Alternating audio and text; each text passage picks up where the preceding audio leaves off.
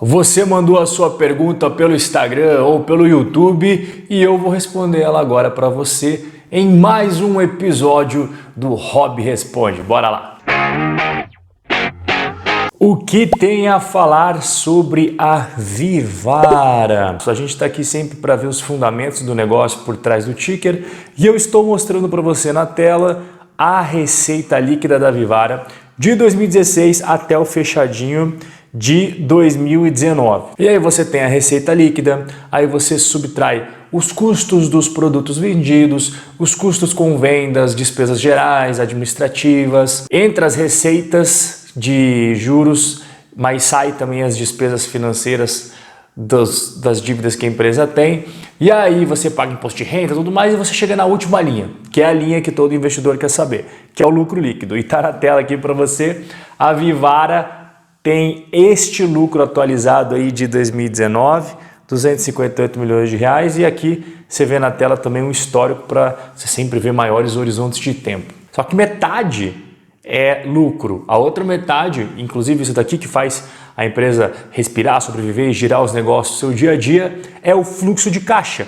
E está na tela para você o fluxo de caixa livre. E o que seria o fluxo de caixa livre?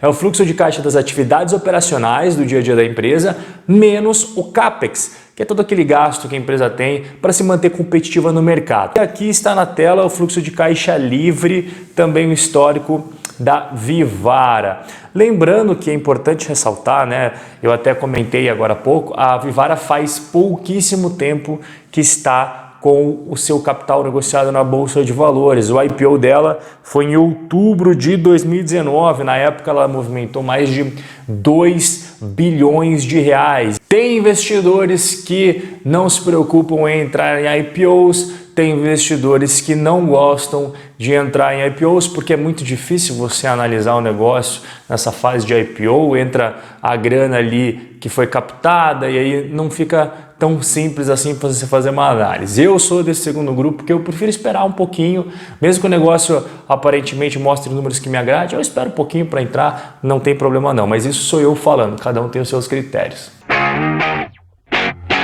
Qual o melhor ETF para diversificação nos Estados Unidos? Quando você investe em ETFs, é difícil você não estar diversificado, né? Tem ETFs que tem ali seus 50, 60 ativos, mas tem ETFs que tem mais de milhares aí, né? E eu vou mostrar para você algumas das ETFs mais tradicionais que tem nos Estados Unidos. Eu acho que você deve estar perguntando de ações, né? Porque tem ETFs de renda fixa, tem ETF de REITs, mas eu vou falar de ações que eu acredito que seja essa a sua pergunta. Bom, primeiro, um dos mais tradicionais, o iShares, que ele compra as ações presentes no S&P 500, né? Ele tem uma taxa de 0,04% ao ano e ele está atualmente com 507 ações no seu portfólio. Você consegue ver, inclusive, aqui na tela quais são as principais: Microsoft, Apple, Amazon, Facebook, Alphabet e assim por diante. Essa, então, logo de cara você já tem 507. Ah, não está satisfeito com 507. Bom, aí você tem uma segunda opção, que é a Vanguard Total Stock Market. Como o próprio nome fala, ela abrange todo o mercado de ações, tá? Norte-americano. Então, tem ali 3.465 ações dentro dessa ETF.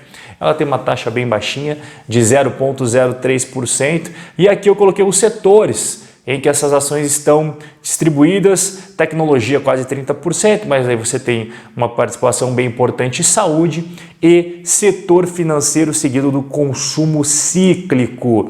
E aí tem uma terceira que também é super negociada, inclusive aí nos últimos tempos todo mundo está falando só dela, que é o famoso QQQ, né? A ETF da Nasdaq, que o pessoal está comentando bastante recentemente por causa das empresas que fazem parte, né? Apple, Microsoft, Amazon, Facebook, Alphabet, você tem ali Netflix também.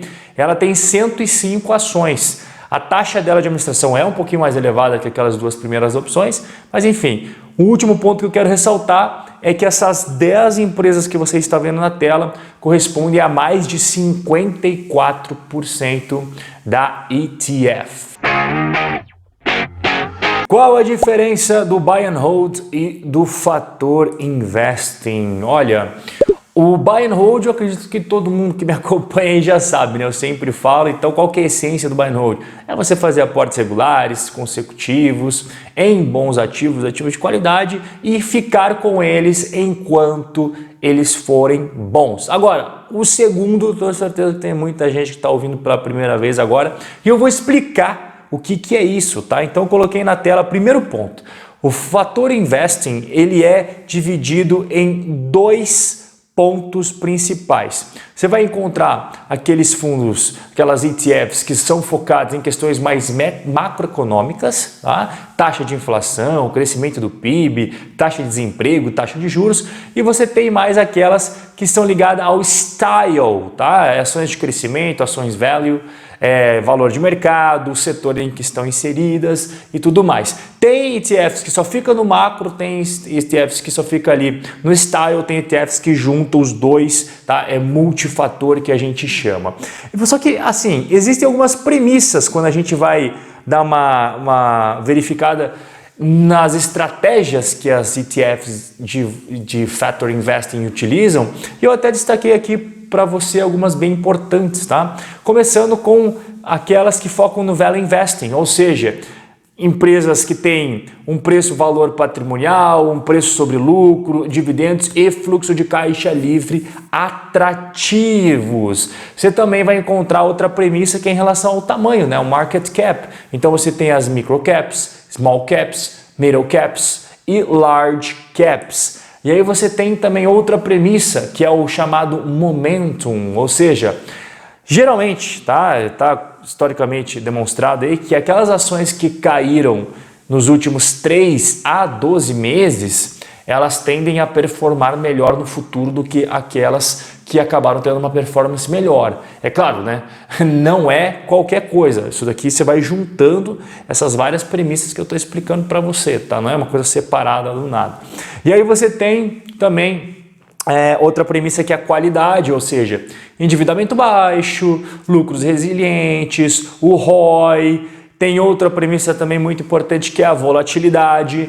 Ações com menos volatilidade nos últimos 1 a 3 anos tendem a performar melhor que as ações com alta volatilidade nesse mesmo período. Então, igual eu falei para você, cara, existem ETFs que fazem um englobado de tudo isso, tem umas que vão pegando pontos específicos, por exemplo, focar só em ações de baixa volatilidade, só ações com value investing atrativo, enfim. E aí você tem várias coisas aí no mercado, tá? Tem para todos os gostos. Se você parar para pensar, muito do que está aqui nas premissas, muito do que a gente acabou de ver, são critérios que o investidor buy and hold utiliza para escolher as suas ações. Tá? E qual que é a grande diferença? Que o investidor buy and hold ele tem um poder discricionário um pouco maior. Ele seleciona, ele escolhe de acordo com o interesse dele. Agora, essas estratégias aqui, como eu falei para você, elas estão dentro de ETFs. Então eles fazem uma série de cálculos e formas e tudo mais para rodar isso no automático, e quando uma ação se encaixa ali nos pré-requisitos determinados por eles, ela acaba entrando no portfólio. Essa seria a principal diferença entre as duas estratégias. Mas se você olhar a premissa, ele tem muita coisa similar entre os dois. Rob, investe em ouro. Bom, eu sempre gosto de mencionar que a minha estratégia de investimentos envolve pensar como uma holding, ou seja, eu compro negócios, invisto neles, que espero que eles me paguem um constante fluxo de renda. Claro que eu vou investir só por causa de dividendos? Não.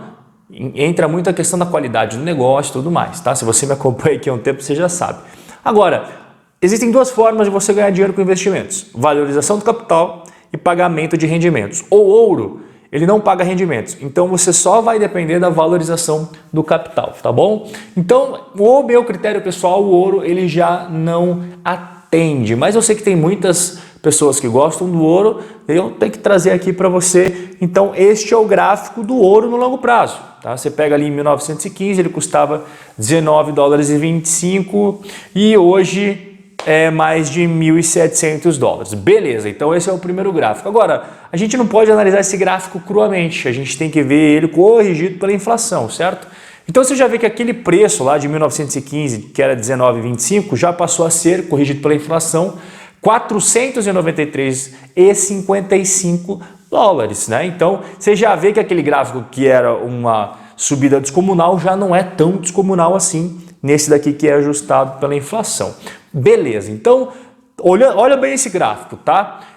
Tá subindo, né? Não tem como negar, de 493 dólares para 1.762 subiu. Agora, você tem que colocar ele em perspectiva contra outros investimentos. E aqui eu vou trazer uma tabela que ela pega um período de longuíssimo prazo, onde você consegue comparar os principais investimentos. Então tá aqui, ó, o retorno total de várias classes importantes de investimento de 1802 a 2017. A linha azul você já pode imaginar o que é, né? São as ações, tá? As ações disparadas é o que mais valorizado. Beleza.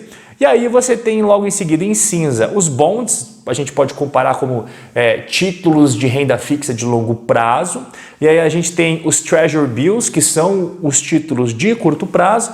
E aí a gente tem o ouro, que é a flechinha em amarelo, tá? O ouro ele acaba ganhando apenas da moeda. A moeda dólar, ela foi ali o que teve a maior desvalorização. É óbvio, né? A inflação come qualquer moeda, como você pode imaginar. Então é por isso que é importante você investir em ativos que te proporcionam proteção contra a inflação. E é claro, essas ações que a gente está vendo que supervalorizaram são ações cotadas em dólar, né? Você percebe a diferença de você só comprar a moeda, deixar guardado embaixo do colchão e você comprar ativos que são negociados em dólar, mas que por trás tem um negócio que faz toda a máquina girar, né? Então, por causa disso daqui é que eu não sou tão fã assim do ouro, ele não atende os meus requisitos, né? A holding Hobby Correia, igual eu expliquei no começo, e também a valorização dele no longo prazo, comparado às outras opções de investimento, também acaba não me agradando muito. Stocks, boas pagadoras de dividendos. Bom, isso é o que não falta nos Estados Unidos, tá? A gente tem até algumas ações, na verdade são 66 ações, que elas têm mais de 25 anos pagando ano após ano dividendos crescentes e consecutivos sem nunca falhar um ano sequer, tá? E como é que funciona isso daí? Elas são chamadas inclusive de aristocratas de dividendos. Quais são os critérios? Elas precisam estar dentro do S&P 500, tá? Então aí você já tem um filtro legal. Igual eu falei agora há pouco, tem que ter 25 anos consecutivos de aumento nos dividendos e não pode falhar nenhum ano. E tem que atender certos critérios de tamanho e liquidez que, invariavelmente, se ela está no S&P 500, é muito difícil que ela não atenda, tá? Porque se para a empresa estar lá, realmente ela tem poder de fogo. E eu postei há algum tempo no meu Instagram alguns exemplos dessas empresas. Essas são 66, não dá para falar 66 aqui no vídeo. Então eu postei no Instagram, esse daqui inclusive é o post, tá? 4 ações que aumentam seus dividendos em dólares por mais de 25 anos. O primeiro exemplo que eu trouxe no post é o McDonald's, que tem o ticker negociado na bolsa de MCD, e eu separei aqui de 1999 até 2019. Eu sei que ficou pequenininho, mas depois você entra no meu Instagram e vê que vai ficar grandão lá para você, tá? Os dividendos por ação, olha só que escadinha maravilhosa. Se analisar com calma, você vê que não tem redução, cara, não tem redução. Segundo ponto, Coca-Cola, né? A tradicional Coca-Cola com o ticker KO. Também eu tracei aqui o histórico de dividendos, olha só que bacana. Então, também uma escadinha de 99 até 2019. E daí depois a PepsiCo, que é a fabricante aí dos Cheetos e outros salgadinhos bem famosos. Essa daqui você deve conhecer também, né? Jack Daniels, ela é uma boa pagadora de dividendos também. Enfim, só que se você não estiver satisfeito com só 25 anos, não se preocupe que no Instagram eu também postei 4 ações que pagam dividendos em dólares por mais de 125 anos. Então, inclusive eu convido você, aqui embaixo na descrição, ó, tá o meu Instagram e meu Telegram. Eu posto conteúdos exclusivos por lá, faço lives, você vai encontrar muita coisa interessante e também vai poder mandar a sua pergunta da próxima vez para o Hobby Responde. Espero que você tenha gostado do conteúdo de hoje. A gente se vê no nosso próximo encontro. Um forte abraço e até a próxima.